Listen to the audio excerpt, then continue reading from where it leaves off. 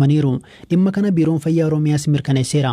Silaa inshuraansii fayyaan tajaajila fayyaa bilisaa argachuu danda'u ture. Yaadataa Biraanuu gabaasa qaba. Dr. Qananiisaa Laayyoon haakima hospitaala riiferaalaa yuunivarsiitii Naqamteeti. Duula wal'aansa COVID-19 keessatti adda durummaan osoo qooda fudhachaa jiru vaayirasichaan qabamee dhukkubbii jabaa lubbuu isaaf yaaddesse irraa fayyus osoo hedduu hin turin kaleen isaa lamaan sadarkaa tajaajila kennuu hin dandeenye irra gahuu beeke. Turtii BBC waliin taasiseen labsiin haaraan ogeeyyiin fayyaa tajaajila fayyaa bilisaan akka argatan akka lakkoofsa Itoophiyaa bara 2012tti bahee irraa fayyadamuu akka hin dandeenye hime.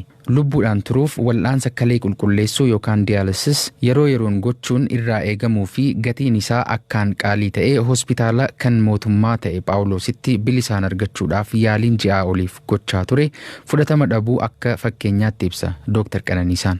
Wanti baay'ee si gaddisiisu kalee miiccachuun baay'ee dirqama yeroo ta'e sanatti akka tola miicciiramu heeyyamsiisuuf ji'a tokko ol deddeebine ta'uu hinnaan dhuunfaatti deemne. Fulbaana darbees dhibeen kalee sadarkaa dhumaa isa qabuun erga beekamee booda ji'oota 4 Finfinnee keessatti yaalamaa akka turee fi baasiin wal'aansa fayyaa isaa ammoo akka muuxannoo biyyoota kaanitti bilisa ta'uun osoo irra jiru gargaarsa uummataa gaafachuus dirqamuu isaa hima. Boodas kaleen obboleessa isaa ulaagaa wal'aansa kalee bakka buusuu guutuu isaatiin baasii birrii miliyoona 1.2 ta'uun deeggarsa uummatarraa argameen biyya Tarkiitti ji'oota 3 wal'aanamaa erga ture booda biyyatti deebi'ee jira. Jalqaba irratti gatiin kalee dhaabsisuu kun kan walii galame hospitaala wajjin $25,000 jechuun akka yeroo sanaatti akka qarshii biyya Itoophiyaatti miliyoona 1 jechuudha. Gaafa nuti deemnee achi gallu immoo naannaa miliyoona 1 qabxii 2-3 kan akkasii ta'e doolaara dabalaa waan tureef jechuudha. Dabalataanis immoo asitti yeroon kalee miiccisaa ture. Vaayirasiin ta'uu gosa C kan jedhamu yookiin immoo hepatitis C vaayirasii kan jedhamu tokko naqabee innillee yaaliinsaa ta'uu waan qabuuf kalee dhaabsisuu dura inni barbaachisaa kan ji'a 2 qofti naannaa 600,000 waan akkasii isaallee fudhachuun dirqama waan tureef achitti fudhattee ji'a 2 erga xumuree booda gara yaalii kalee dhaabsisuutti darbamee jechuudha. Ogeeyyiin fayyaa Itoophiyaa keessa jiran waggoota 2 oliif sirna fayyaa biyyattii wayyeessuu keessatti faayidaalee bu'uuraa isaaniif guutamuu malan irra deddeebiin mootummaa gaafachaa turan. Gaaffilee hedduu dhiyeessan keessaa tokko inshuraansii fayyaa kan wal'aansa fayyaa bilisaa ofii fi maatii isaaniitiif kennamudha.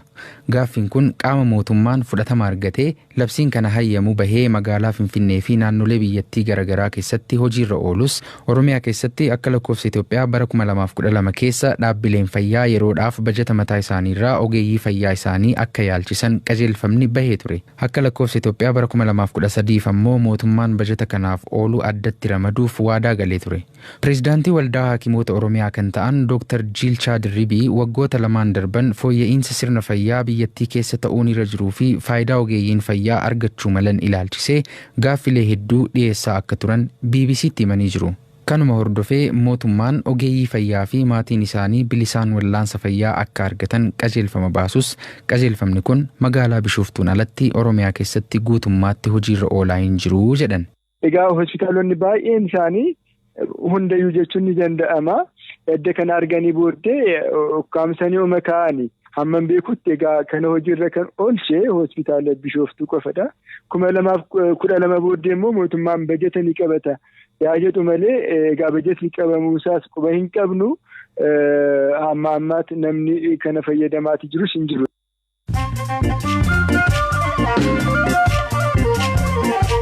Dhaggeeffattoota keenya amma oduuwwan gaggabaaboon isinitti hima. Manni maree federeeshinii wixinee labsii isa cimsuuf qophaa'e irratti mari'achuun murteesse. Labsiin akka ragga'uuf paarlaamaatti ergame kun labsii 251 muraa 1993 yoo ta'u kana dura aangoo fi dalagaa mana marichaa murteessuuf kan ba'edha.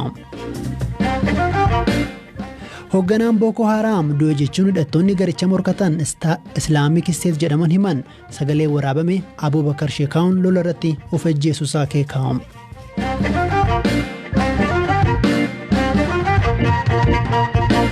Oduu biraattancha ajajaan milishaa Sudaan Mohammad Hamdaan Dagaaloo milishoonni Rapid Support Forces jedhaman waraana biyyattiitti hin makaman jechuun himan. Qondaalli humna cimaa qabu jedhaman kun Hemeeti jedhamuunis beekamu.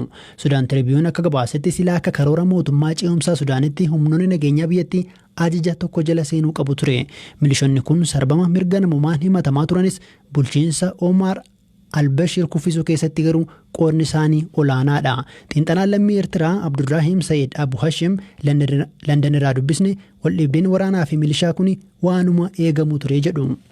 መደበኛ ሰራዊት ትዕዛዙም ሃይራርኪውም ምናምን በጣም ክሊር ነው ወራን ኢዲሌ አጃጅንስ ተይ ጫሳን ሳይፋዳ ሚሊሻ ጋፈተው ገሩ ቃመት ጋፈተማ ሞቱማ እንቀምነ ተው ደንዳ ለማተሞ ሐሚቲን ሆገና ተይ ቢዮታ ኤምሬቶታ ፊ ካን ወሊን ወሊ ገልቴ ቶልቻ ጅራ ሎልቱ ሱዳንሌ አጃጀሳቲን ገረየማን ሊቢያ ፋይ ኤርጋት ቱሬ ቃሞሌ ለማን ግዱ ራኮን ሙደቱን ዋንማ ኤገሙ ቱሬ ሰበብን ኢሳስ ሁምኒ ሂዳቴ ቢየቲ keessa ture yeroo ajajamuu dhabu rakkooni fida waggoota lamaan darban kanneen haamitii jala jiran bakkeewwan Sudaan garaagaraatti nagaa tasgabbeessuuf dalagaa turan haamitiin dura taa'aa mana maree ce'umsaa Sudaan ta'uun biyyoota biroo ni daawwata Idris Deebiin gaafa du'e gara Chaad deemee ture dhiyoo immoo gara Tarkii dhaqe imalli isaa Tarkii garuu Masrii mufachiisuun oolu waraanni ijoo Sudaan immoo ajaja Masrii jala seeneera dhiyoollee leenjii taasisanii turan dhimma daangaa Itoophiyaa akkasumas Abbayyaa irratti ejjennoo wal fakkaataa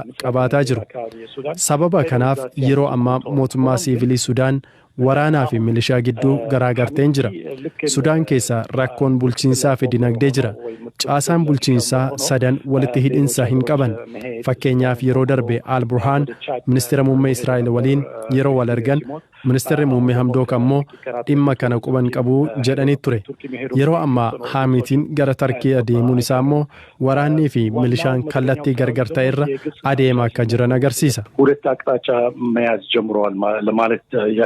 Akka xiinxalaa kanaatti hariiroon humnoota sadan mana maree mootummaa ce'umsaa Sudaan jala jiran yoo hammaate jedhe haala amma biyyattii keessa jiru kallattii biraa qabsiisuu danda'a jedhu. Kuni mootummaa Itoophiyaa dhimma Abbayyaa dhimma daangaa Sudaan waliin qabu akkasumas lola kaaba biyyattii Tigraay keessa jiru wal qabatee kallattiinis ta'e kallattiin ala Sudaan waliin walitti isa fiduuf maal akeeka jechuun Abdurrahmaan Sayyid Abu Hashim gaafanne. ኢትዮጵያ ጉዳዩ የሱዳን ጉዳይ እንዳልሆነ ነው የሚያዩት ያሉት ኢትዮጵያን ejjennoo gama Sudaanii rakkoo daangaarraa ka'es ta'e dhimma Abbayyaa irratti dhaga'amu Sudaan bakka hin bu'uu jetti kun immoo sirriidha gama kaaniin Sudaan keessa mootummaa yoo diigame biyyattiin humnoota biroof banaa taati hidhattootni TPLF akkasumas kan Gumuz gama Sudaaniin Masrii irraa deeggarsa argatanii Itoophiyaa jeequu danda'u asirratti wanti dagatamuu hin qabne hidhi Abbayyaa bakka hidhattoonni Gumuz socho'an jira TPLF deeggarsa Sudaan keessaa argatuun yoo of ijaaree akkasumas Walqaayitii fi Humaraa yoo to'ate akkuma bara hidhannoo sanaan haleellaa banuu danda'a kuni hanga milkaa isa jedhu wanti Sudaan keessa jirutu murteessa dhimmi Itoophiyaa keessaas ni murteessa hanga yoonaa Itoophiyaan imaammata naannoo tasgabbaa'aa ta'e hordofti Itoophiyaa keessa yeroo ammaa wanti dura aantummaan kennamee fi filannoo gaggeessuudha Itoophiyaa keessa filannoon taasifame bulchiinsi Abiy bu'uura seeraa filannoodhaan yoo argate wanta murteessu rakkoo tokko malee raawwachiisuu danda'a akkanatti fakkaatutti Masriin waraana yoo deeggaran milishaan haamitii waan qofaa isaanii dhaabbachuu danda'an miti akkasumas Sudaan keessa humni to'achuu isaanii ni xiqqaata jedhan.